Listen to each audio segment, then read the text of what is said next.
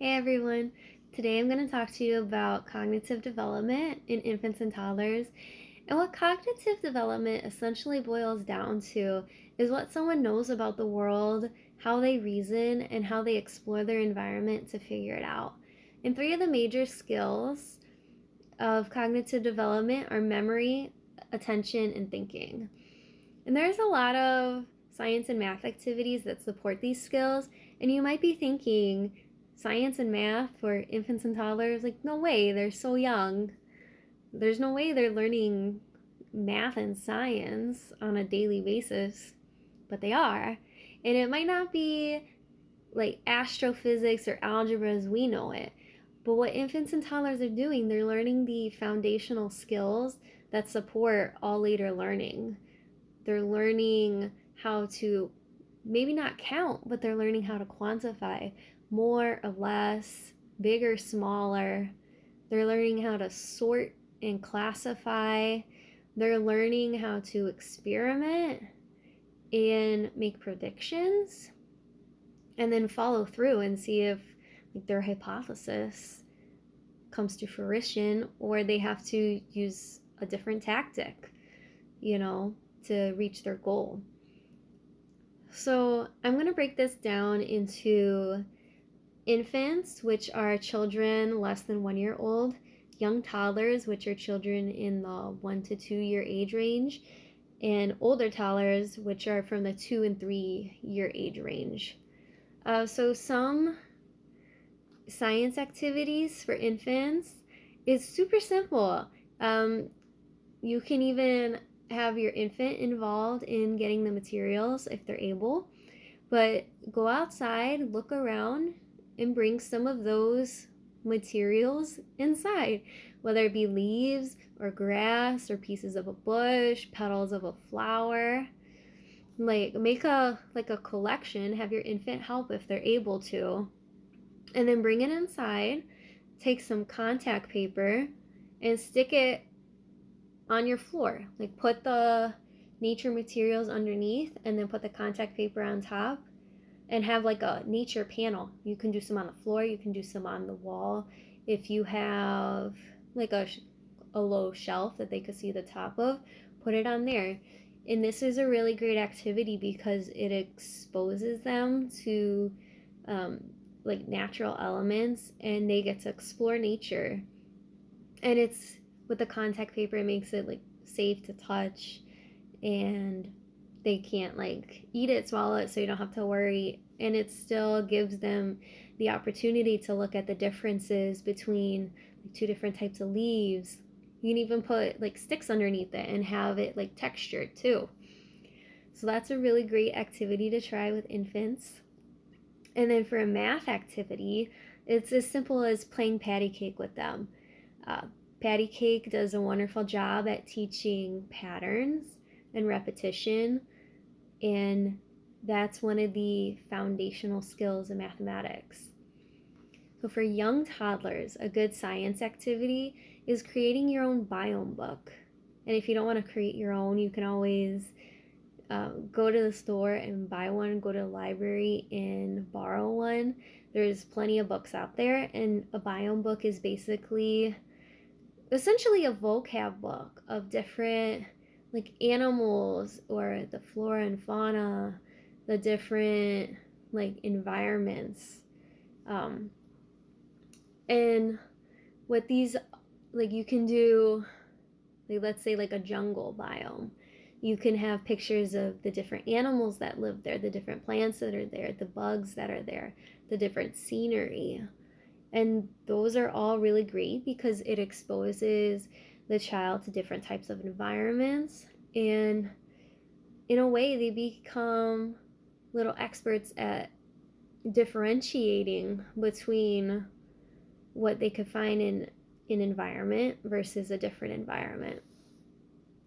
And then a good math activity for this age is a color sorting activity. This focuses heavily on classification, which is a really great skill to have in math. So basically, you can have like any you want, if your child is really interested in cars, you can get a bunch of different colored cars. If they're really interested in flowers, get a bunch of different colored flowers, whether they be like real flowers or plastic flowers. And then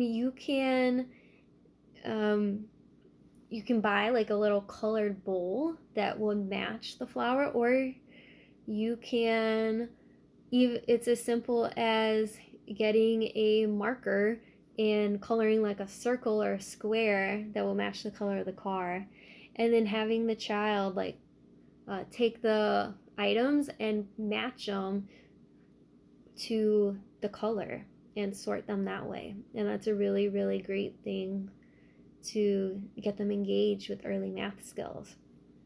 And then for older toddlers, a really cool science activity to do with them is a color mixing activity. And this focuses on experimentation. And you can do color mixing with like washable paints, or you can even do like food coloring. I think food coloring is a really good one to do it with as well. But it does stain like hands and clothes, so I would be like, careful with that one. But if you take, so for example, with the food coloring one, if you take little like clear, like even like a shot glass, small little glasses, and then fill it with water and then a couple drops, and you can have like a red, a yellow, and a blue, and then have empty containers, and you can have one of those little like eyedroppers, and the child can squeeze them out and put it in the empty one, and they can pick like which colors they want to add to that empty jar to create a new color. And then with paint, it's a little more simple, especially for the children who are closer to the 2-year mark rather than the 3-year mark. Just take a paper and paints. You can do like the red, yellow, and blue, and just have them mix them on the paper. And that's a really great way too to foster that experimentation. You can even encourage them along the way and ask questions. Be like, I wonder what would happen if you mix the red and blue. Let's try it. And then when they do, ask them, what color is that?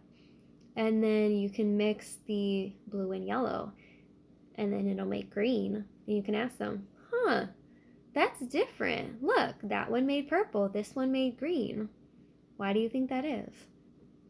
And just give them the opportunity to begin like the early stages of reasoning and hypothesizing and predicting. And then a really good math activity for this age group is egg carton counting. And it's very simple. You can take an egg carton and you can cut off the top if you want. But see how there's like the individual spaces? Get that same number of items. And what they would do, I think pom-poms work really well for this, but anything that fits inside, even if you wanted to do like the plastic Easter eggs, that's great too. But have it so it's the same number. So this one has 12. Sometimes like the cartons are a little bigger. So match it up. And if they can't do 12 yet, cut it in half. That's perfectly fine. Or cut it in 3/4. But have like the certain number that matches here. Pom-poms work great. That's probably like my go-to because you can use like tweezers and like tongs to transfer it over. But the idea here is it works on one-to-one correspondence, which is the really great foundation of number sense. So it's a very simple yet very impactful activity for these young children.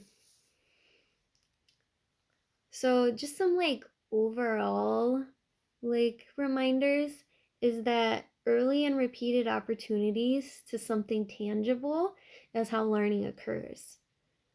You need those 3 qualities for this learning to happen at this level that it does.